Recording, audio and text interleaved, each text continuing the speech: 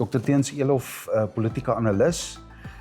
Ek dink die Raad van Gosa het dit goed gedink om hierdie 2 dae simposium af te sluit met Dr. Teens se aanbieding oor Suid-Afrika, die status van waar Suid-Afrika is, uiteraard van hoe die wêreld lyk, polities, ekonomies, hoe lyk dit vorentoe. So, brei bietjie uit oor Dok se gesprek vandag.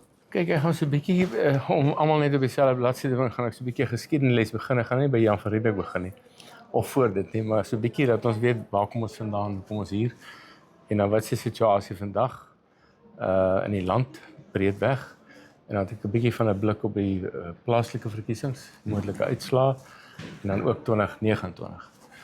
Ek dink die kernboodskap is basies dat met die, jy weet, as ek 'n maand gelede gepraat het, dan was baie dinge baie meer positief.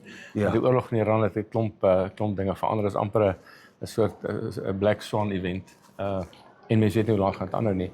Maar ek dink met die Iran-oorlog is op die kort termyn is dit taai. Is dit problematies.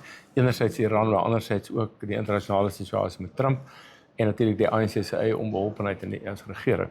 So dit is nog op die kort termyn sleg, maar dit vir my begin op die medium termyn meer positief lyk as mens kyk wat die opname sê die uitslag van die plaaslike verkiesing en dan nog beter in 2029. So medium termyn matig positief, langer termyn baie positief. En ek dink baie van die dinge wat reeds gesê is in terme van dat die land en Afrika het kos nodig. Boere sal altyd hier wees, groot, klein, mega, mense moet eet. En so ek dink dis 'n belangrike bedryf om te wees, voedselsekerheid.